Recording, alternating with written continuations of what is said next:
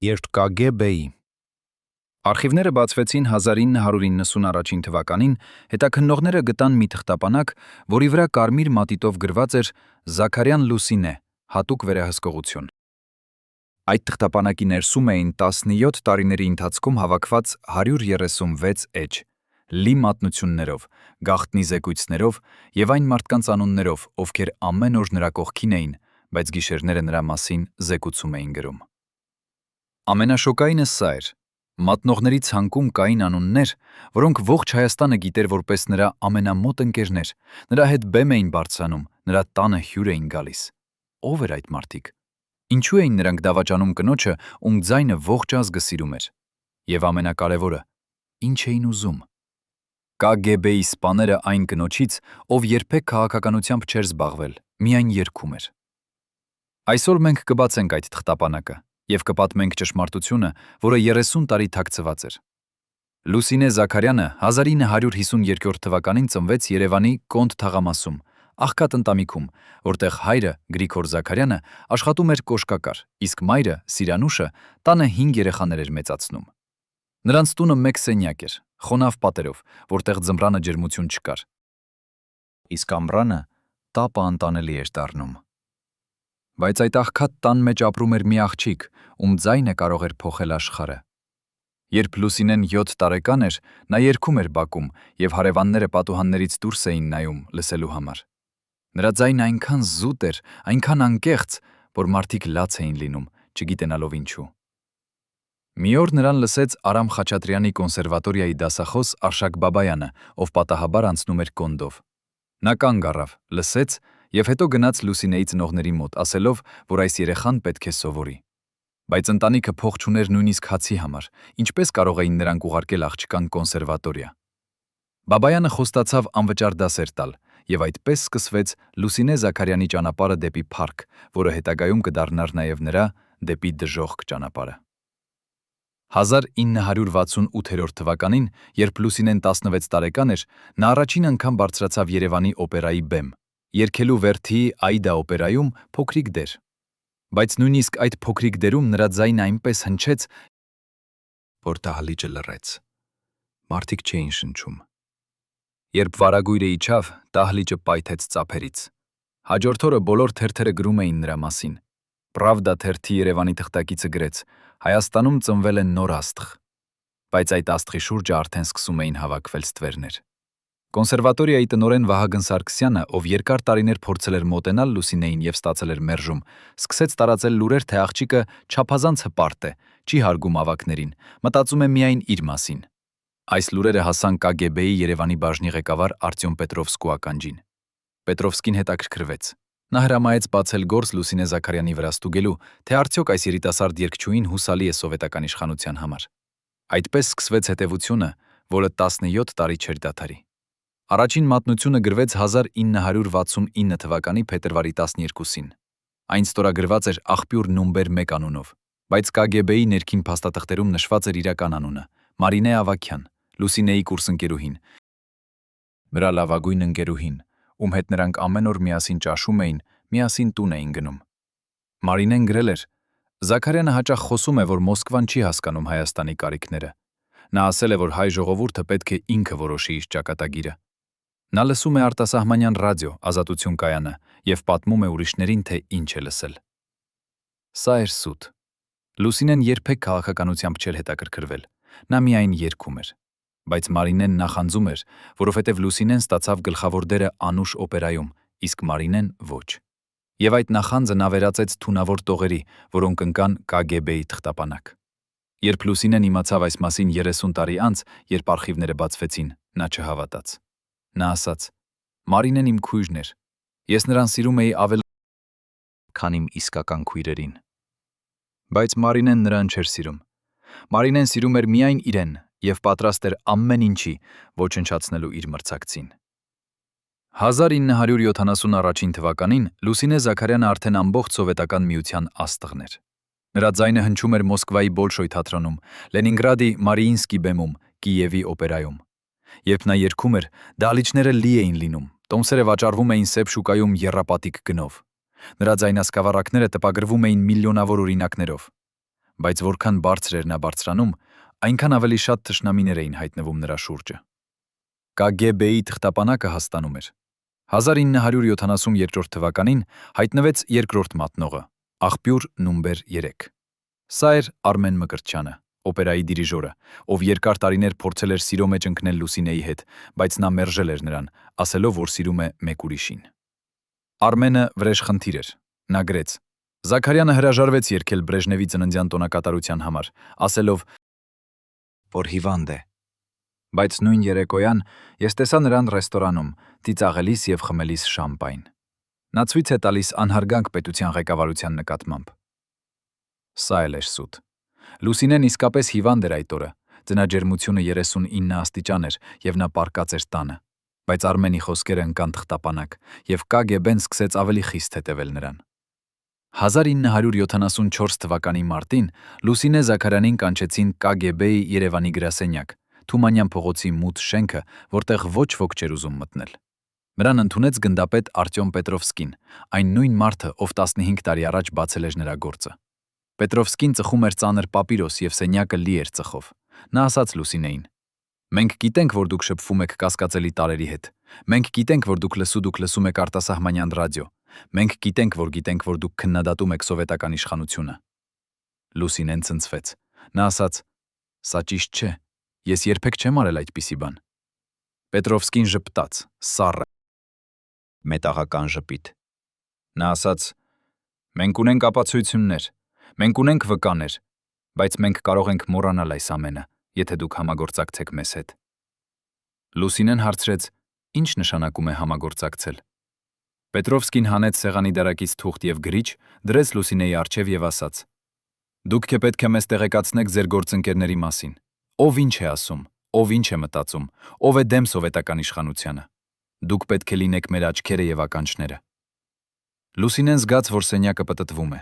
Նա հասկացավ, որ նրանից ուզում են դառնալ մատնիչ, դավաճան, այն ամենի հակառակը, ինչ նա էր։ Նա ասաց. «Ես չեմ կարող»։ Պետրովսկու դեմքը կարծրացավ։ Նա ասաց. «Ուրեմն դուք ընտրում եք ծանր ճանապարհը։ Լավ, մենք կտեսնենք, թե որքան ժամանակ դուք կկարողանաք դիմանալ»։ Հաջորդ օրը Լուսինե Զաքարյանին հեռացրին Անուշ օպերայի գլխավոր դերից։ Պատճառը չբացատրվեց։ Պարզապես ասացին. ռեժիսորական որոշում։ Բայց բոլորը գիտեին, որ սա KGB-ի ձեռքն էր։ Հետո սկսվեցին մյուս հարվածները։ Նրան չթույլատրեցին մեկնել Փարիզ երգելու միջազգային փառատոնում, թեև հրավերը եկել էր ուղղակի Ֆրանսիայի կուլտուրայի նախարարությունից։ Նրա ձայնասկավառակների տպագրությունը դադարեցվեց տեխնիկական պատճառներով։ Նրա անունը հանվեց հեռուստատեսային ծրագրերից։ Լուսինեն հասկանում էր, որ նրան փորձում են ջախջախել, ոչնչացնել, ստիպել ծնկի իջեցնել։ Բայց նա չէր ծնկի իջնում։ Նա շարունակում էր երգել, փոքր դահլիճներում, մշակույթի տներում, նույնիսկ գործարանների ակումբներում։ Եվ ուր էլ որ նա երգում էր, մարդիկ գալիս էին հարյուրավոր, հազարավոր։ Նրանք սիրում էին նրան, եւ այդ սերը KGB-ն չէր կարող սպանել։ Բայց KGB-ն ուներ ուրիշ զենք։ 1976 թվականի հունիսին Լուսինե Զաքարյանի տունը խուզարկվեց։ Ժամը 6-ն էր առավոտյան, երբ դուռը բախեցին։ Ներս մտան 6 հոգի, KGB-ի սպաներ եւ 2 ոստիկան։ Նրանք շրջեցին ամբողջ տունը, փնտրելով հակասովետական նյութեր։ Նրանք բացեցին բոլոր դարակները, շպրտեցին գրքերը, պատռեցին բարձերը։ Լուսինեի 12 տարեկան դուստրը Աննան լաց էր լինում անկյունում, իսկ Լուսինեն կանգնած էր եւ լուռ նայում էր, թե ինչպես են ոչնչացնում նրա տունը։ Նրանք ոչինչ չգտան, որովհետև ոչինչ չկար գտնելու, բայց նրանք վերցրին Լուսինեի անձնական օրագիրը, այն տետրակը, որտեղ նա գրում էր իր մտքերը, իր երազները, իր ցավերը։ Երբ նրանք հեռացան, Լուսինեն նստեց հատակին եւ առաջին անգամ իր կյանքում զգաց, որ կոտրվում է։ Նա հասկացավ, որ այս պայքարը կարող է տևել հավերժ, եւ նա չգիտեր, թե որքան ուժ ունի դեռ։ Բայց նա չգիտեր նաեւ, որ ամենավատը դեռ առջևում էր։ Ով էր այն մարդը, ով վերջապես կջախջախեր նրան։ Եվ ինչպես էր KGB-ն պատրաստվում օգտագործել նրա սեփական ընտանիքը, որպես զենք նրա դեմ։ Երբ Լուսինե Զաքարյանի օրագիրը բերվեց KGB-ի վերլուծական բաժին, այն ընթերցեց մարդ, ում անունը երբեք չէր հնչել հրապարակայնորեն, բայց ում ստորագրությունը որոշում էր հազարավոր ճակատագրեր։ Սերգեյ Կարպովը, հատուկ գործերի գնդապետ, ով Մոսկվայից ուղարկված էր Երևան լուծելու Զաքարյանի խնդիրը։ Նա նստեց իր սառը գրասենյակում, Թուրմանյան փողոցի շենքի 4-րդ հարկում, որտեղ պատուհանները միշտ փակ էին, եւ կարդաց յուրաքանչյուր տող։ Օրագրում Լուսինեն գրել էր իր երազների մասին, երգել Լա Սկալայում, իր երեխաների մասին, իր հոր մասին, ով մահացել էր 2 տարի առաջ եւ ում նա սաստիկ կարոտում էր։ Բայց Կարպովը փնտրում էր ուրիշ բան, եւ նա գտավ։ Օրագրի 112-րդ էջում Լուսինեն գրել էր. «Երբեմն ես զգում եմ, որ այս երկիրը ինձ խեղդում է։ Ես ուզում եմ ազատություն, ոչ թե քաղաքական, այլ մարդկային։ Ազատություն ընտրելու ուր ապրել, ինչ երգել, ում սիրել»։ Կարպովը ընդգծեց այս տողերը կարմիր մատիտով եւ գրեց եզրակացություն. «Ապացույցություն հակասովետական տրամադրությունների։ Առաջարկում եմ կիրառել հոդվածի», բայց միաժամանակ նախանձում էր նրա հաջողությանը։ Երբ նրանք ամուսնացան 1968 թվականին, Վահագնը երազում էր, որ կդառնա հայտնի դիրիժոր, բայց նրա կարիերան երբեք չբարձրացավ։ Նա մնաց երկրորդ կարգի նվագախումբ, մինչդեռ նրա կինը դարձավ աստղ։ Այս նախանձը նրան ուտում էր ներսից, եւ KGB-ն գիտեր այդ մասին։ 1976 թվականի օգոստոսին Վահագնին կանչեցին KGB-ի գրասենյակ։ Նրան ընդունեց Սերգեյ Կարպովը։ Կարպովը չսպառնաց, չբարձրացրեց ձայնը։ Նա պարզապես դրեց սեղանին Լուսինեի օրագրի լուսապատճենը եւ ասաց. «Ձեր կինը վտանգի մեջ է։ Մենք ունենք ապացույցություններ, որ նա զբաղվում է հակապետական գործունեությամբ։ Նա կարող է ստանալ 7 տարի բանտ, բայց դուք կարող եք փրկել նրան»։ Վահագնը սկսեց դողալ։ Նա հարցրեց. «Ինչպես»։ Կարպովը ժպտաց, հայրական, գրեթե ջերմ ժպիտ, որը սառեցնում էր արյունը։ Նա ասաց. «Դուք պետք է մեզ օգնեք հասկանալ, թե ով է ազդում նրա վրա, ով է նրան մղում այս վտանգավոր ուղու վրա։ Դուք պետք է լինեք մեր աչքերը ձեր սեփական տանը»։ Վահագնը նայեց Կարպովի աչքերին եւ տեսավ այնտեղ սառը անզգայուն խավար։ Նա հասկացավ, որ եթե հրաժարվի, նրանք կոչնչացնեն ոչ միայն Լուսինեին, այլև նրան, նրանց երեխաներին, նրանց ողջ ընտանիքը։ Եվ նա,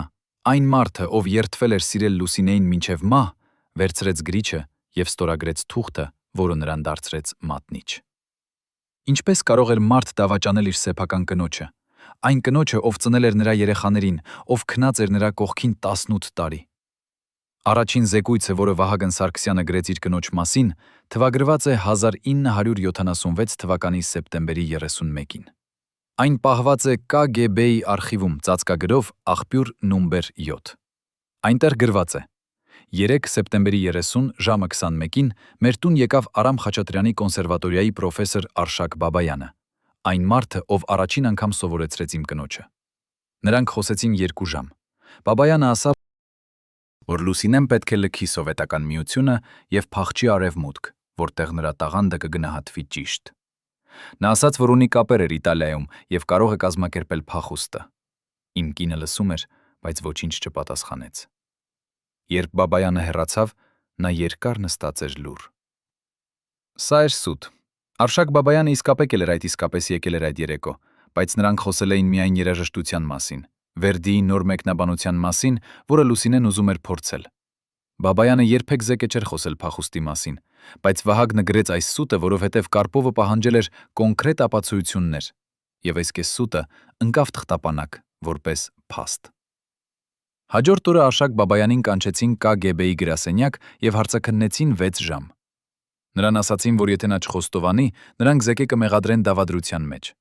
Բաբայանը, 72 տարեկան ծերունի, ով ողջ զեկե կյանքը նվիրել էր երաժշտությանը, չդիմացեգեց ճնշմանը։ Նրա սիրտը կանգ առավ հարցաքննուց սենյակում։ Նրան տարան հիվանդանոց, բայց նա մահացավ ճանապարհին։ Երբ Լուսինեն Իզեկե իմացավ այս մասին, նա հասկացավ, որ KGB-ն սպանում է նրա շուրջը գտնվող բոլորին,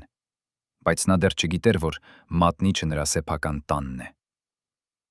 1977 թվականի ձմեռը Լուսինե Զաքարյանի կյանքը վերածվեց դժոխքի։ Նրան արգելվեց երգել ցանկացած պաշտոնական բեմում։ Նրա անունը հեռացվեց բոլոր պաստառներից, բոլոր ծրագրերից։ Երբ մարդիկ հարցնում էին, ինչու մենք չենք լսում Լուսինե Զաքարյանին, պաշտոնական պատասխանը լինում էր՝ նա հիվանդ է։ Բայց Լուսինեն հիվանդ չէր։ Նա ապրում էր տանը որպես ուրվական, որպես մարդ, ում անունը չի կարելի արտասանել։ Նրա ընտանիքը սկսեց տառապել նյութական դժվարություններից։ Վահագնի աշխատավարձը ֆիլհարմոնիայում էր 120 ռուբլի ամսական,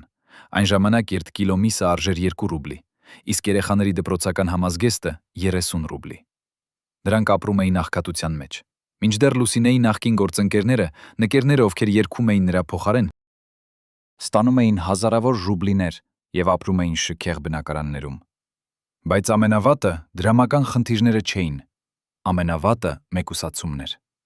Լուսինեի նախկին ընկերները սկսեցին խուսափել նրանից։ Երբ նա հանդիպում էր նրանց փողոցում, նրանք շրջվում էին մյուս կողմը կամ անում էին, որ չեն տեսնում։ Մարդիկ վախենում էին շփվել նրա հետ, որովհետև գիտեին, որ KGB-ն հետևում է նրան, եւ ով էլ որ մոտենում էր նրան, ինքը դառնում էր կասկածելի։ Լուսինեն մնաց միայնակ, իր տանը, իր երեխաների հետ, եւ իր ամուսնու հետ, ում նա դեռ վստահում էր, չգիտենալով, որ ամեն երեկո, երբ նա քնած էր, Վահագնը նստում էր խոհանոցում եւ գրում էր զեկույցներ նրա մասին։ 1978 թվականի մարտին Լուսինե Զաքարյանի 14 տարեկան դուստր Աննան եկավ տուն դպրոցից լալով։ Նրա դասընկերները նրան ասել էին. «Քո մայրը հանցագործ է, քո մայրը հակասովետական է, քո մայրը պետք է բանտ նստի»։ Ուսուցիչները ոչինչ չէին արել կանգնեցնելու այս բռնաճնշումը։ Ավելին, Աննայի դասղեկ ուսուցչուհի Գայանե Պետրոսյանը ասել էր. «Եթե քո մայրը չափազանց հպարտ է, որ ծառայի սովետական ժողովրդին, ուրեմն նա պետք է կրի հետևանքները»։ Աննան նստեց մոր գրկում եւ լաց էր լինում, հարցնելով.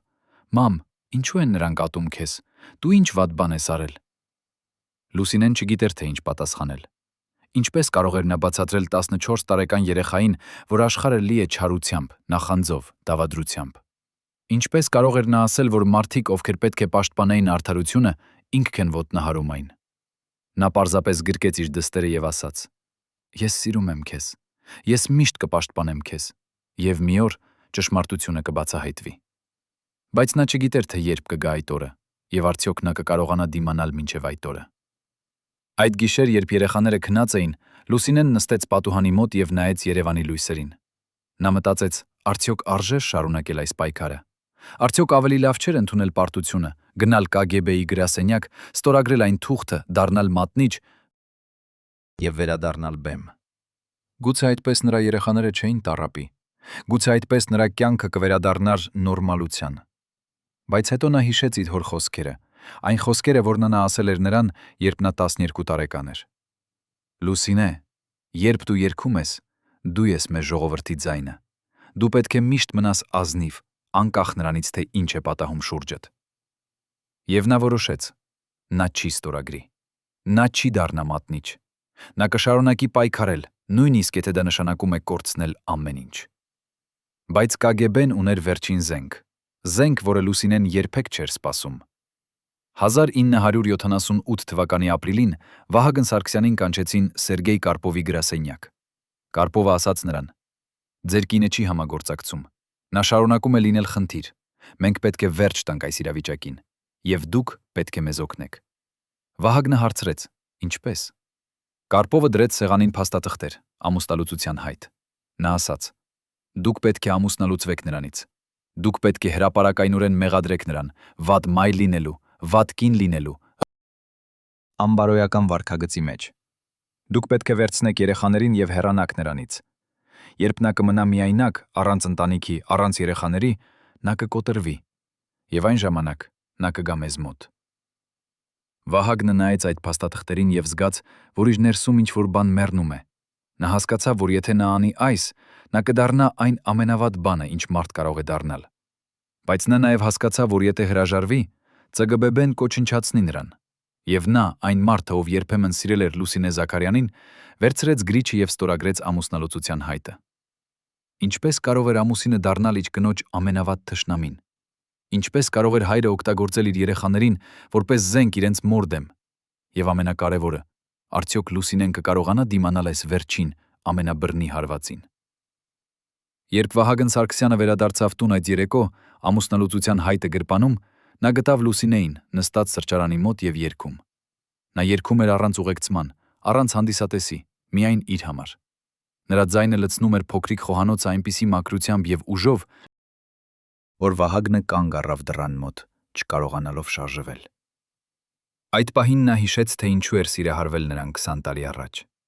Բայց հետո նա հիշեց նաեւ Կարպովի սառը աչքերը, սպառնալիքները, վախը, որը ուտում էր նրա ներսում ամեն օր։ Լուսինեն դադարեցրեց երգը և շրջվեց դեպի նրան։ Նա ժպտաց, այն հոգնած, բայց դեռ ջերմ ժպիտով, որը նա միշտ նվիրաբերում էր իր ամուսնուն։ Նա ասաց. «Վահագն, դու եկար։ Ես պատրաստեցի քո սիրած ապուրը»։ Վահագնը զգաց, որ իր կոկորդը սեղմվում է։ Նա չկարողացավ նայել նրա աչքերին։ Նա ասաց. «Ես հոգնած եմ։ Ես կգնամ կպառկեմ»։ Եվ նա գնաց ննջասենյակ, փակեց դուռը և նստեց մահճակալի եզրին, գլուխը ձեռքերի մեջ։ Նա գիտեր, որ հաջորդ օրը նա պետք է տա այդ հայտը դատարան։ Նա գիտեր, որ հաջորդ շաբաթ նա պետք է հանի իր երեխաներին այս տնից և տանի նրանց հեռու իրենց մորից։ Եվ նա գիտեր, որ երբ Լուսինեն իմանա ճշմարտությունը, նրա աչքերում նա կտեսնի ոչ թե զայրույթ, այլ ավելի վատ բան՝ հիասթափություն։ Բայց ամենավատը դա չէր։ Ամենավատը այն էր, որ KGB-ն արդեն պատրաստել էր հաջորդ հարվածը։ Հարված, որը պետք է վերջնականապես ջախջախեր Լուսինե Զաքարյանին։ 1978 թվականի մայիսի 12-ին Լուսինե Զաքարյանին ծանուցեցին, որ նրա ամուսինը ներկայացրել է ամուսնալուծության հայտ։ Պատճառը նշված էր որպես անհաշտելի հակասություններ և կնոջ անբարոյական վարքագիծ։ Լուսինեն կարդաց այդ տողերը և չհավատաց։ Նա մտածեց, որ սա սխալ է, որ ինչ-որ մեկը խառնել է փաստաթղթերը։ Նա վազեց տուն և գտավ Վահագնին նստած սրճարանում դեմքը թաքցրած ձեռքերի մեջ։ Նա հարցրեց. «Վահագ, ինչ է սա։ Ասա ինձ, որ սա սխալ է»։ Վահագնը չբարձրացրեց գլուխը։ Նա ասաց. «Ես չեմ կարող ավելի։ Ես չեմ կարող ապրել այսպես։ Քեզ հետևում են, մեզ հետևում են, մեր երեխաներին տանջում են դպրոցում։ Ես ուզում եմ նորմալ կյանք»։ Լուսինեն զգաց, որ հատակը բացվում է նրա ոտքերի տակ։ Նա ասաց. «Բայց մենք ընտանիք ենք։ Մենք միասին ենք 20 տարի։ Մենք ունենք 3 երեխա։ Ինչպես կարող ես դու»։ Վահագնը վերջապես նայեց նրան, և Լուսինեն տեսավ նրա աչքերում ինչ-որ բան, ինչ-որ մութ, ինչ-որ օտար։ Նա հասկացավ ամեն ինչ։ Նա ասաց. «Դու էիր մատնում ինձ։ Դու էիր գրում զեկույցներ իմ մասին»։ Վահագնը չպատասխանեց, բայց նրա լռությունը ավելի բարձր էր գոչում, քան ցանկացած խոսք։ Լուսինեն զգաց, որ ինչ-որ բան կոտրվում է նրա ներսում, ոչ թե սիրտը, այլ ավելի խորը, ավելի հիմնարար։ Հավատը։ Հավատը մարդկանց նկատմամբ, հավատը արդարության նկատմամբ, հավատը այն նկատմամբ, որ աշխարհում կա բարություն։ Նա դուրս եկավ տնից առանց խոսքի, առանց արցունքի և քայլեց փողոցներով չգիտենալով, թե ուր է գնում։ Երևանի փողոցները լի էին մարդկանցով այդ մայիսյան երեկոյան, ընտանիքներ, զույգեր, երեխաներ, ովքեր ծիծաղում էին և վայելում էին տաք եղանակը։ Լուսինեն քայլում էր նրանց միջով որպես ուրվական, որպես մարդ, ով չի պատկանում այս աշխարհին։ Նա հասավ Հանրապետության հրապարակ և նստեց աստիճաններին, օպերայի շենքի դիմաց, այն շենքի դիմաց, որտեղ նա երգել էր հարյուրավոր անգամներ, որտեղ հազարավոր մարդիկ ծափահարել էին նրան։ Հիմա այդ շենքը փակ էր նրա համար։ Հիմա նա նստած էր դրսում, որպես օտարական, որպես մարդ, ում անունը ջնջված էր։ Նա նայեց երկնքին և մտածեց. արդյոք Աստված տեսնում է այս ամենը։ Արդյոք Աստված հոգ տանում է, երբ անմեղ մարդիկ տանջվում են, երբ դավաճանները հաղթում են, երբ արդարությունը ոտնահարվում է։ Նա չգիտեր պատասխանը։ Նա միայն գիտեր, որ նա հոգնած է։ Նա հոգնած է պայքարելուց, հոգնած է դիմանալուց, հոգնած է լինելուց ուժեղ։ Նա ուզում էր պարզապես հանձնվել, փակել աչքերը և թույլ տալ, որ խավարը իրեն կտլանի։ Բայց հետո նա լսեց ձայն։ Ինչ-որ մեկը երգում էր։ Նա շրջվեց և տեսավ փոքրիկ աղջիկ, 5 կամ 6 տարեկան, ով կանգնած էր հրապարակում և երգում էր Լուսինեի ամենազայտնի երգը՝ «Գարուն է»։ Աղջիկը երգում էր սխալ, երգում էր անկատար, բայց երգում էր այնպիսի ուրախությամբ, այնպիսի անկեղծությամբ, որ Լուսինեն զգաց, թե ինչպես է արցունքը բխում նրա աչքերից։ Նա հասկացավ, որ նրա երգերը ապրում են։ Նրա երգերը շարունակում են ապրել մարդկանց սրտերում, նույնիսկ եթե նրա անունը ջնջված է պաստառներից։ Եվ եթե նրա երգերը ապրում են, ուրեմն նա չի կարող հանձնվել։ Նա պետք է շարունակի, ոչ թե իր համար, այլ այդ փոքրիկ աղջկա համար, ով երգում է նրա երգը։ 1978 թվականի հունիսին դատարանը տվեց վճիռ։ Վահագն Սարգսյանին տրվեց ամուսնալուծություն և 3 երեխաների խնամակալությունը։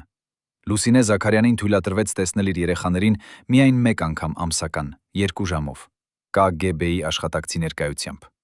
Դատավորը Արմեն Գրիգորյանը, ով ստացել էր հրահանգներ ուղղակի Մոսկվայից, հիմնավորեց վճիռը ասելով, որ մայրը ցուցաբերել է անբարոյական վարքագիծ և անկարող է ապահովել երեխաների ճիշտ դաստիարակությունը։ Դահլիճում ներկա մարդիկ լռում էին։ Ոչ ոք չբողոքեց, ոչ ոք չբարձրացրեց ձայն։ Բոլորը վախենում էին։ Լուսինեն նստած էր դատավարության դահլիճում եւ լսում էր այս խոսքերը, զգալով, թե ինչպես է յուրաքանչյուր բառ խրվում նրա մեջ որպես դանակ։ Երբ դատավորը հայտարարեց վճիռը, Լուսինեն փորձեց կանգնել, բայց նրա ոտքերը չդիմացան։ Նա ընկավ, եւ երկու դատական պահակներ բարձրացրին նրան եւ տարան դուրս դահլիճից։ Դրսում, փողոցում նա տեսավ իր երեխաներին՝ Աննային, Արամին եւ փոքրիկ Մարիամին, ովքեր կանգնած էին Վահագնի կողքին։ Երեխաները լաց էին լինում, ձգվում էին դեպի մայրը, բայց Վահագնը բռնում էր նրանց եւ չէր թողնում։ Լուսինեն ուզում էր վազել դեպի նրանց, գրկել նրանց, ասել նրանց, որ ամեն ինչ կլավանա, բայց պահակները բռնում էին նրան։ Նա միայն կարողացավ գոչել. «Ես ձեզ սիրում եմ, ես միշտ ձեզ սիրելու եմ, մի մոռացեք ինձ»։ Եվ հետո նրանց տարան հեռու, եւ Լուսինեն մնաց միայնակ փողոցում, ծնկի իջած, լալով այնպես, որ նրա ողջ մարմինը դողում էր։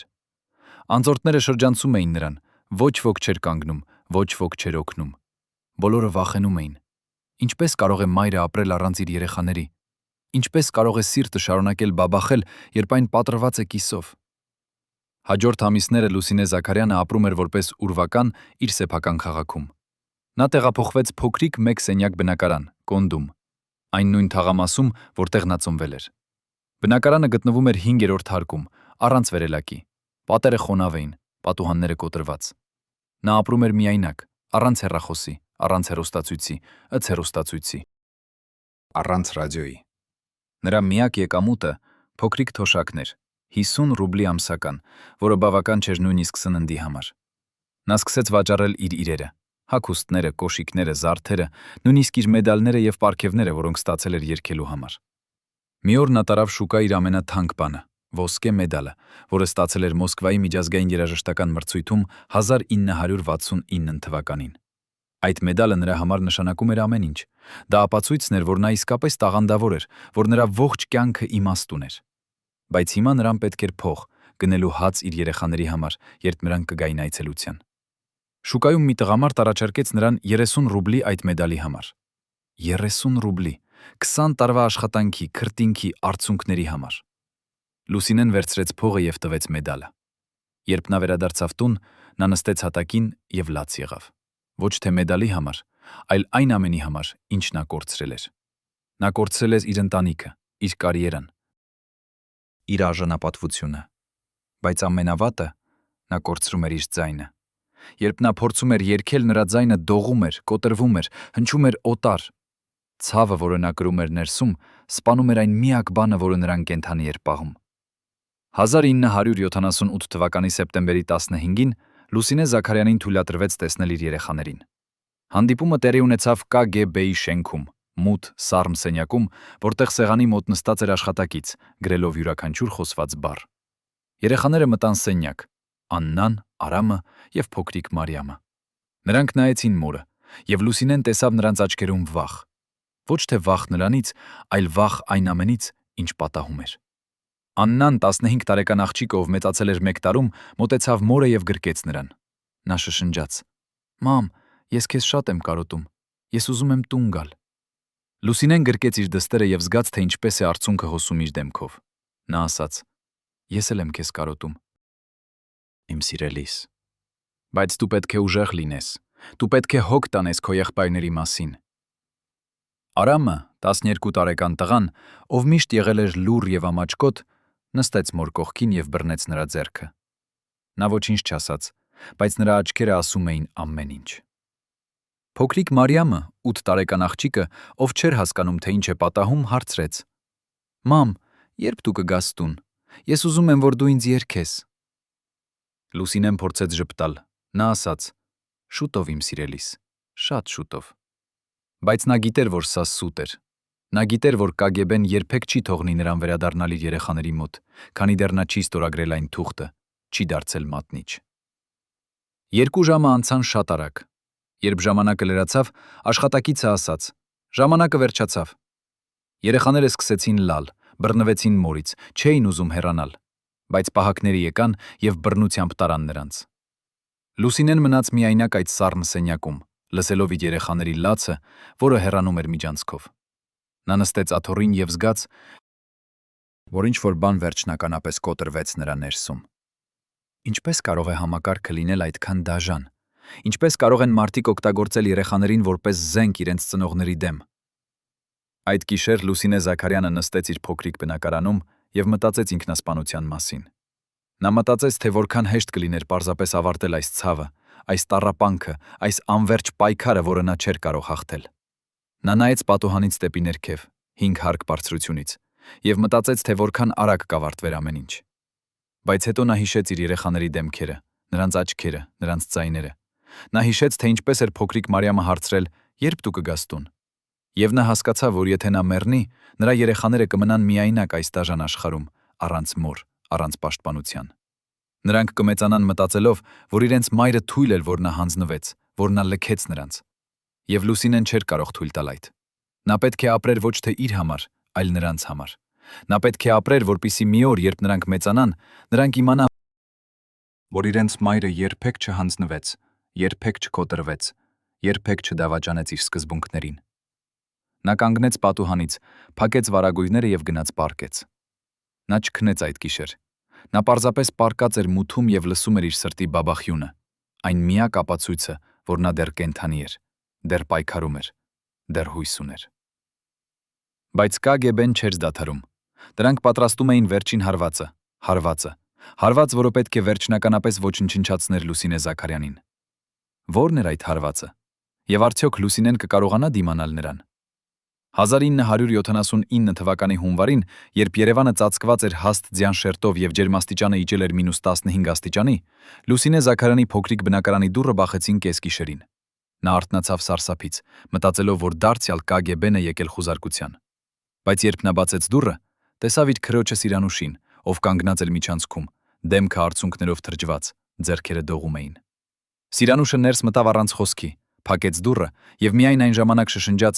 «Լուսինե, նրանք գալիս են քեզ համար։ Վաղը առավոտյան նրանք կբերեն հրաման, քեզ տանելու հոգեբուժական հիվանդանոց։ Նրանք ասում են, որ դու խելագար ես, որ դու վտանգ ես ներկայացնում ինքդ քեզ համար»։ Լուսինեն զգաց, որ սենյակը պտտվում է։ Հոգեբուժական հիվանդանոց։ Սա էր KGB-ի ամենավախեցնող զենքը։ Այն զենքը, որը նրանք օգտագործում էին այն մարդկանց դեմ, ովքեր չէին ստորագրում, չէին կոտրվում, չէին դավաճանում։ Նրանց փակում էին հին հոգեբուժական հիվանդանոցներում, ներարկում էին դեղեր, որոնք ոչնչացնում էին միտքը, հիշողությունը, անձնավորությունը։ Մարդիկ մտնում էին այնտեղ որպես պայքարող, իսկ դուրս էին գալիս որպես կենդանի դիակներ, դատարկ աչքերով, կոտրված հոգիներով։ Սիրանուշը բռնեց քրոջ ձեռքերը եւ ասաց. «Դու պետք է փախչես։ Հիմա, այս գիշեր։ Ես ունեմ մի ընկեր, ով կարող է քեզ տանել Թբիլիսի, իսկ այնտեղից դու կարող ես գնալ ավելի հեռու»։ Լուսինեն նայեց քրոջ աչքերին եւ տեսավ այնտեղ սարսափը, հուսահատությունը, սերը։ Նա հասկացավ, որ եթե մնա, նրանք կոչնչացնեն նրան, բայց եթե փախչի, նա երբեք չի տեսնի իր երեխաներին։ Ինչպիսի ընտրություն էր սա։ Ինչպես կարող էր մայրը ընտրել սեփական ազատության եւ իր երեխաների միջև։ Լուսինե Զաքարյանը նստեց իր մահճակալի եզրին եւ նայեց պատին կախված լուսանկարին, նրա 3 երեխաները, ովքեր ժպտում էին խցիկին։ Այդ լուսանկարը արված էր 3 տարի առաջ, երբ նրանք դեռ ընտանիք էին, երբ աշխարհը դեռ իմաստ ուներ։ Նա հիշեց Աննայի ծիծաղը, Արամի լուռ գրկախառնումները, փոքրիկ Մարիամի երգերը։ Նա հիշեց, թե ինչպես էր Մարիամը նստում նրա գրկում եւ խնդրում. «Մամ, երգիր ինձ համար»։ Եվ Լուսինեն երգում էր։ Երգում էր այնպիսի սիրով, այնպիսի նրբությամբ, որ երեխան քնում էր նրա ձայնի տակ, զգալով ամբողջական անվտանգություն։ Հիմա այդ երեխան մեծանում էր առանց մոր, մեծանում էր մտածելով, որ մայրը լքել է նրան։ Լուսինեն զգաց, որ իր կոկորդը սեղմվում է այնպես, որ չէր կարող շնչել։ Սիրանուշը նստեց նրա կողքին եւ շշնջաց. «Լուսինե, եթե դու մնաս, նրանք կսպանեն քեզ։ Ոչ թե անմիջապես, այլ դանդաղ, ցավոտ։ Նրանք կոչնչացնեն քո միտքը, քո հիշողությունը, քո ձայնը։ Եվ քո երեխաները կտեսնեն քեզ որպես խելագար, որպես ոչինչ, բայց եթե դու փախչես, եթե դու փրկես քեզ, գուցե մի օր, երբ նրանք մեծանան, նրանք կհասկանան, որ դու արեցիր միակ ճիշտ բանը»։ Լուսինեն գիտեր, որ քույրը ճիշտ է ասում։ Նա գիտեր, որ եթե մնա, հաջորդ օրը նրան կտանեն հոգեբուժական հիվանդանոց եւ այնտեղ նրա պատմությունը կավարտվի։ Բայց ինչպես կարող էր նա լքել իր երեխաներին։ Ինչպես կարող էր նա ապրել գիտակցելով, որ նրանք մեծանում են առանց նրա։ Նա նայեց Սիրանուշի աչքերին եւ տեսավ այնտեղ պատասխանը։ Նա պետք է ապրեր։ Նա պետք է փրկվեր, որովհետև միայն կենդանի մայրը կարող էր մի օր վերադառնալ իր երեխաների մոտ։ Մեռած մայրը երբեք չէր վերադառնա։ 1979 թվականի հունվարի 22-ին ժամը 3 առավոտյան Լուսինե Զաքարյանը դուրս եկավ իր բնակարանից վերցնելով միայն մի փոքր պայուսակ, որի մեջ էին մի քանի հագուստ եւ այն լուսանկարը իր երեխաների հետ։ Սիրանուշի ընկերը Գևորգ անունով վարորդը սպասում էր ներքևում հին Ժիկուլի մեքենայով, որի շարժիչը աշխատում էր լուր։ Լուսինեն նստեց հետևի նստատեղին եւ նայեց վերջին անգամ այն շենքին, որտեղ նա ապրել էր վերջին ամիսները։ Այդ շենքը չէր նշանակում ոչինչ նրա համար։ Դա պարզապես պատեր էին, հատակ, առաստաղ, բայց այն ներկայացնում էր նրա վերջին կապը Երևանի հետ, նրա երեխաների հետ, նրա անցյալի հետ։ Մեքենան շարժվեց եւ Լուսինեն զգաց, որ ինչ-որ բան պատռվում է նրա ներսում։ Նրանք քշեցին Երևանի լուր փողոցներով, անցնելով օպերայի շենքի կողքով, որտեղ Լուսինեն երգել էր հարյուրավոր անգամներ, անցնելով Հանրապետության հրապարակով, որտեղ հազարավոր մարդիկ ծափահարել էին նրան։ Հիմա այդ տեղերը լուռ էին, մութ էին, դատարկ էին։ Քաղաքը քնած էր, չգիտենալով, որ իր ամենամեծ ձայներից մեկը հեռանում է հավերժ։ Երբ նրանք հասան քաղաքի սահմանին, Գևորգը դանդաղեցրեց մեքենան եւ ասաց. «Այստեղից սկսվում է վտանգավոր հատվածը։ KGB-ն ունի ստուգման կետեր ճանապարհին դեպի Թբիլիսի։ Եթե նրանք մեզ կանգնեցնեն, դուք պետք է թաքնվեք մեքենայի հետևի բեռնարկղում»։ Լուսինեն նայեց այդ փոքրիկ նեղ տարածությանը եւ հասկացավ, որ նրա կյանքը վերածվել էր սրան՝ թաքնվել, փախչել, վախենալ։ Բայց նա ընտրություն չուներ։ Նա ընտրություն երբեք չէր ունեցել։ Ճանապարհը դեպի Թբիլիսի տևեց 8 ժամ։ 8 ժամ անընդհատ սարսափի, անընդհատ սպասման, որ ցանկացած րոպե նրանք կարող էին կանգնեցվել, բռնվել, վերադարձվել Երևան։ Նրանք անցան 2 ստուգման կետ, եւ 2 անգամ էլ Լուսինեն պետք է թաքնվեր բեռնարկղում ծածկված հին վերմակներով, շնչելով դժվարությամբ այն նեղ, մութ տարածության մեջ։ Երբ նրանք վերջապես հասան Թբիլիսի, արդեն երեկո էր։ Գևորգը տարավ Լուսինեին փոքրիկ բնակարան, քաղաքի ծայրամասում, որտեղ ապրում էր նրա հեռավոր ազգական Նինո անունով կին, ով համաձայնել էր ապաստան տալ Լուսինեին մի քանի օրով։ Նինոն 60 տարեկան այրիկին, ով կորցրել էր իր ամուսնուն Երկրորդ համաշխարհային պատերազմում, ընդունեց Լուսինեին առանց հարցերի։ Նա պարզապես ասաց. «Դու անվտանգ ես այստեղ, հանգստացիր»։ Բայց Լուսինեն չէր կարող հանգստանալ։ Նա նստեց պատուհանի մոտ եւ նայեց Թբիլիսիի փողոցներին։ Օտար քաղաք, օտար մարդիկ, օտար լեզու։ Նա զգում էր իրեն կորած, արմատազուրկ, ոչնչացված։ Նա հիշեց իր երեխաներին եւ մտածեց. արդյոք նրանք արդեն իմացել են, որ մայրը փախել է։ Արդյոք նրանք ատում են նրան այժմ։ Արդյոք նրանք երբևէ կկարողանան հասկանալ, թե ինչու նա արեց այդ։ Ինչպես կարող էր մայրը բացատրել իր երեխաներին, որ նա լքեց նրանց ոչ թե որովհետև չէր սիրում, այլ որովհետև չափազանց շատ էր սիրում, չափազանց շատ, որպիսի թույլ տար, որ նրանք տեսնեն իրեն վերածված խելագարի, կոտրված, ոչնչացված։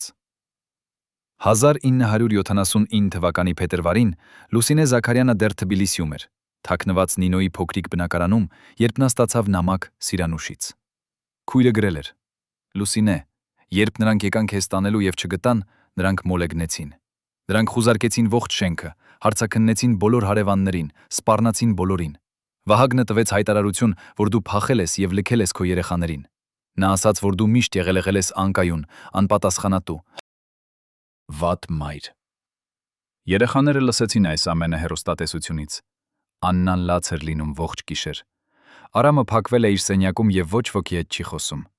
Փոքրիկ Մարիամը հարցնում է ամեն օր. «Երբ դու կվերադառնաս»։ Եվ ես չգիտեմ, թե ինչ պատասխանել նրան։ Լուսինեն կարդաց այս տողերը եւ զգաց, որ նրա սիրտը պատռվում է։ Նա պատկերացրեց իր փոքրիկ Մարիամին, 8 տարեկան աղջիկան, ով սպասում էր մորը, ով չէր հասկանում, թե ինչու մայրը չի գալիս, ինչու մայրը լքել է նրան։ Նա պատկերացրեց Աննային, 15 տարեկան աղջիկան, ով պետք է լիներ անհոգ, երջանիկ, բայց փոխարենը կրում էր այս ծանր ցավը։ Նա պատկերացրեց Արամին, 12 տարեկան տղային, ով փակվել էր իր սենյակում, ով չէր խոսում ոչ ոքի հետ, որովհետև ցավը չափազանց մեծ էր խոսքերի համար։ Եվ նա հասկացավ, որ անկախ նրանից, թե ինչ որոշում էր կայացրել, անկախ նրանից, թե ինչ էր արել, նրա երեխաները տառապում էին։ Նրանք տառապում էին, երբ տում էին, երբ նա Երևանում էր, եւ նրանք տառապում էին հիմա, երբ նա Թբիլիսիում էր։ Չկար ճիշտ ընտրություն։ Չկար ճանապարհ, որը չէր տանում ցավի։ Համակարգ, որը ստեղծել էին KGB-ն եւ Վահագնը, Ապահովել էր, որ անկախ նրանից, թե ինչ անի Լուսինեն, նա կկորցնի։ Նա միշտ կկորցնի։ Նինոն գտավ Լուսինեին նստած հատակին, նամակը ձեռքին, լալով այնպես, որ ողջ մարմինը դողում էր։ Նինոն նստեց նրա կողքին, գրկեց նրան եւ ասաց. «Երեխա, դու պետք է ազատվես այս ցավից։ Դու պետք է թողնես գնալ»։ Լուսինեն նայեց Նինոյի աչքերին եւ ասաց. «Ինչպես կարող եմ ես թողնել գնալ իմ երեխաներին։ Նրանք իմ կյանքն են, նրանք իմ շնչառությունն են, առանց նրանց ես ոչինչ եմ»։ Նինոն ժպտաց տխուր, իմաստուն ժպիտ։ Այն ժպիտը, որը գալիս է երկար տառապանքից։ Նա ասաց. «Երեխա, երբեմն սերը նշանակում է թողնել գնալ։ Երբեմն սերը նշանակում է ապրել, նույնիսկ երբ ապրելը ցավ է։ Դու պետք է ապրես, որովհետև մի օր, երբ քո երեխաները մեծանան, երբ նրանք կհասկանան ճշմարտությունը, նրանք կփնտրեն քեզ, եւ դու պետք է լինես այնտեղ նրանց համար»։ Լուսինեն լսեց այս խոսքերը եւ զգաց, որ դրանք ճշմարիտ են։ Նա պետք է ապրեր։ Նա պետք է դիմանար։ Ոչ թե իր համար, այլ իր երեխաների համար։ Որովհետև մի օր, երբ ճշմարտությունը բացահայտվեր, երբ ԿԳԲ-ի արխիվները բացվեին, երբ Վահագնի դավադրությունը հայտնի դառնար, նրա երեխաները կիմանային, որ իրենց մայրը երբեք չլքեց նրանց։ Իրենց մայրը պայքարեց մինչև վերջ։ Իրենց մայրը սիրեց նրանց ավելի քան կյանքը։ Եվ այդ գիտելիքը, այդ ճշմարտությունը կարժեր բոլոր տառապանքներին, բոլոր արցունքներին, բոլոր կորցրած տարիներին։ 1981 թվականին Լուսինե Զաքարյանը դեռ ապրում էր Թբիլիսիում, աշխատելով որպես մանկապարտեզի երաժշտության ուսուցչուհի, ապրելով լուռ, անտեսանելի կյանք։ Նա երբեք չէր վերադարձել Երևան։ Նա երբեք չէր տեսել իր երեխաներին։ Բայց ամեն օր նա նստում էր եւ գրում էր նամակներ նրանց։ Նամակներ, որոնք նա երբեք չէր ուղարկում, որովհետև գիտեր, որ ԿԳԲ-ն կհետաքններ դրանք եւ կգտներ նրան։ Այդ նամակներում նա պատմում էր իր երեխաներին իր մասին, իր օրերի մասին, իր սիրո մասին նրանց նկատմամբ։ Նա գրեց հարյուրավոր նամակներ, լցնելով տասնյակ տետրակներ իր ձեռագրով։ Այդ նամակները դարձան նրա միակ կապը իր երեխաների հետ, միակ միջոցը, որով նա կարող էր արտահայտել իր սերը, իր ցավը, իր հույսը։ 1986 թվականին, երբ Գորբաչովը եկավ իշխանության եւ սկսեց պերեստրոյկան, Լուսինեն զգաց, որ ինչ-որ բան փոխվում է։ Մարդիկ սկսեցին խոսել ավելի բարձր, սկսեցին պահանջել ճշմարտություն, սկսեցին բողոքել անարդարության դեմ։ Եվ Լուսինեն սկսեց հավատալ, որ գուցե, միայն թե գուցե, մի օր նա կկարողանա վերադառնալ տուն։ Բայց այդ օրը դեռ չէր եկել։ Այդ օրը դեռ շատ հեռու էր։ Եվ Լուսինեն շարունակում էր սպասել, շարունակում էր հույս ունենալ, շարունակում էր սիրել իր երեխաներին, նույնիսկ հեռվից, նույնիսկ լռությունից, նույնիսկ անտեսանելիությունից։ Արդյոք նրա երեխաները երբևէ կկարողանային հասկանալ, թե ինչու նրանց մայրը փախել էր։ Արդյոք նրանք երբևէ կկարողանային ների տալ նրան։ Արդյոք նրանք երբևէ կկարողանային իմանալ ճշմարտությունը։ 1991 թվականի օգոստոսին, երբ Սովետական միությունը փլուզվում էր, երբ ԿԳԲ-ի իշխանությունը թուլանում էր, երբ արխիվները սկսեցին բացվել, Լուսինե Զաքարյանի դուստր Աննան, արդեն 27 տարեկան կին, մայր երկու երեխաների, գնաց ԿԳԲ-ի Երևանի գրասենյակ եւ պահանջեց տեսնել իր մոր գործը։ Նրան տվեցին այն թղթապանակը, 136 էջմատնությունների, զեկույցների, սուտերի։ Աննան նստեց եւ կարդաց յուրաքանչյուր էջ։ Նա կարդաց Մարինե Ավագյանի մատնությունները, Արմեն Մկրտչյանի սուտերը, եւ հետո նա հասավ աղբյուր նումբեր 7-ին։ Երբ նա տեսավ, որ այդ աղբյուրը նրա հայրն էր, Վահագն Սարգսյանը, երբ նա կարդաց, թե ինչպես էր նրա հայրը տասնյակ տարիներ մատնել իր կնոջը, գրել սուտ զեկույցներ, դավաճանել այն կնոջը, ով սիրել էր նրան, ով ծնել էր նրա երեխաներին, Աննան զգաց, որ ինչ-որ բան մեռնում է նրա ներսում։ Նա վերադարձավ տուն եւ գտավ իր հորը, նստած հյուրասենյակում, տարեց, հիվանդ, միայնակ։ Նա դրեց թղթապանակը նրա առջև եւ ասաց. «Դու դավաճանեցիր նրան, դու դավաճանեցիր մեզ, դու ոչնչացրիր մեր ընտանիքը»։ Վահագնը նայեց թղթապանակին եւ չասաց ոչինչ։ Նա չէր կարող պաշտպանվել, որովհետեւ չկար պաշտպանություն։ Նա արել էր այն, ինչ արել էր, եւ հիմա նա պետք է ապրեր այդ ճշմարտության հետ։ Աննան հեռացավ այդ տնից եւ երբեք չվերադարձավ։ Նա սկսեց փնտրել իր մորը։ Փնտրումը տևեց 6 ամիս։ Աննան գրեց նամակներ բոլոր հնարավոր տևերը, հարցրեց բոլոր հնարավոր մարդկանց, հետևեց բոլոր հնարավոր հետքերին։ Եվ վերջապես 1992 թվականի փետրվարին նա գտավ նրան։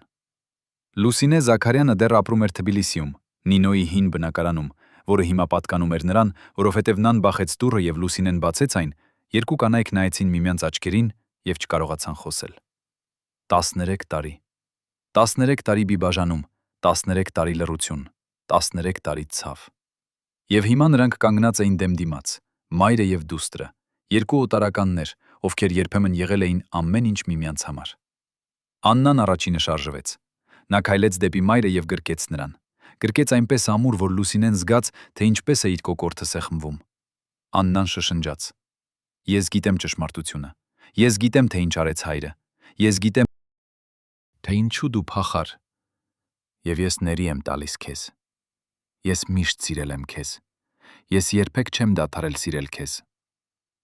Լուսինեն զգաց, որ 13 տարվա ցավը, 13 տարվա մեղքի զգացումը, 13 տարվա հիասթափությունը հոսում են նրանից արցունքների միջոցով։ Նա գրկեց իր դստերը եւ լաց եղավ։ Լաց եղավ այնպես, որ նրա ողջ մարմինը դողում էր։ Լաց եղավ այնպես, որ նրա ձայնը կորավ։ Լաց եղավ այնպես, որ նրա սիրտը վերջապես կարողացավ սկսել բուժվել։ 1992 թվականի մարտին Լուսինե Զաքարյանը վերադարձավ Երևան, առաջին անգամ 13 տարում։ Նրան դիմավորեցին նրա 3 երեխաները՝ Աննան, Արամը եւ Մարիամը, ովքեր բոլորն էլ արդեն մեծահասակներ էին, ովքեր բոլորն էլ կորցրել էին 13 տարի իրենց մոր հետ, բայց ովքեր բոլորն էլ պատրաստ էին սկսել նորից։ Լուսինեն նայեց իր երեխաներին եւ տեսավ նրանց մեջ այն փոքրիկ երեխաներին, ում նա լքել էր այնքան տարիներ առաջ։ Նա տեսավ Աննայի ժպիտը, Արամի լուռ ուժը, Մարիամի երգող ձայնը, եւ նա հասկացավ, որ թեև նրանք կորցրել էին 13 տարի, նրանք դեռ ունեին ապագա։ Նրանք դեռ կարող էին կառուցել նոր հարաբերություններ, նոր հիշողություններ, նոր սեր։ Լուսինեն երբեք չվերադարձավ բեմ։ Նրա ձայնը, որը երբեմն լցրել էր դահլիճները, որը երբեմն ստիպել էր հազարավոր մարդկանց լալ եւ ծիծաղել, այլևս չէր գոյություն։ 13 տարվա լռությունը, 13 տարվա ցավը սպանել էին այն։ Բայց Լուսինեն չէր ափսոսում։ Նա ապրեց իր մնացած տարիները իր երեխաների եւ թոռների հետ, լուռ, պարզ կյանք, հեռու լույսերից, հեռու փառքից, բայց լի սիրով։ Նա մահացավ 2006 թվականին, 54 տարեկան հասակում, իր դստեր գրկում, շրջապատված իր ընտանիքով։ Նրա վերջին խոսքերը եղան. Ես երջանիկ եմ։ Ինչ վերաբերում է Վահագն Սարգսյանին, այն մարդուն, ով դավաճանեց իր կնոջը, ով վաճառեց իր հոգին KGB-ին, նա ապրեց իր մնացած տարիները միայնակ, լքված իր երեխաների կողմից, ատված իր հարևանների կողմից, ով իմացան նրա դավադրության մասին։ Նա մահացավ 2002 թվականին, սրտի կաթվածից, միայնակ իր բնակարանում, եւ նրա մարմինը գտնվեց 3 օր անց հարևանների կողմից, ովքեր զգացին հոտը։ Նրա թաղմանը ներկա էր միայն 5 մարդ, նրա երեխաները չեկան։ Արդարությունը թեև ուշացած վերջապես հասավ նրան։ Բարեկամներ, այսօր մենք պատմեցինք Լուսինե Զաքարյանի պատմությունը, կնոջ, ով ունեցավ աստվածային ձայն, բայց ով դատապարտվեց ապրել դժոխքում։ Կին, ով պայքարեց համակարգի դեմ եւ կորցրեց ամեն ինչ, բայց ով երբեք չկորցրեց իր արժանապատվությունը, իր սկզբունքները, իր սերը իր երեխաների նկատմամբ։ Մենք ուզում ենք իմանալ ձեր կարծիքը։ Արդյոք Լուսինե Զաքարյանը զոհ էր համակարգի, թե նա ինքը պատասխանատու էր իր ճակատագրի համար։ Արդյոք նա պետք է մնար Երևանում եւ պայքարեր մինչեւ վերջ, թե նա ճիշտ արեց փախչելով։ Արդյոք Վահագն Սարգսյանը արդարացի պատիժ ստացավ իր դավադրության համար, թե նա ինքը զոհ էր KGB-ի ճնշման։ Գրեք ձեր մտքերը մեկնաբանություններում։ Մենք ուզում ենք իմանալ, թե արդյոք ձեր քաղաքում, ձեր ընտանիքում կան նմանատիպ պատմություններ։ Պատմություններ կանանց մասին, ովքեր պայքարեցին համակարգի դեմ եւ վճարեցին սարսափելի գին։ Եթե այս պատմությունը դիպավ ձեր սրտին, եթե դուք հավատում եք, որ ճշմարտությունը պետք է պատմվի, դրեք լայք եւ բաժանորդագրվեք մեր ալիքին։ Մենք շարունակելու ենք պատմել այն պատմությունները, որոնք թաքցվել են տասնամյակներ, այն ձայները, որոնք լռեցվել են, այն կանանց եւ տղամարդկանց մասին, ովքեր պայքարեցին արդարության համար։ Շնորհակալություն դիտելու համար եւ մինչեւ հաջորդ անգամ մի մոռացեք, որ ճշմարտությունը միշտ գալիս է լույս, անկախ նրանից, թե որքան ժամանակ է պահանջվում։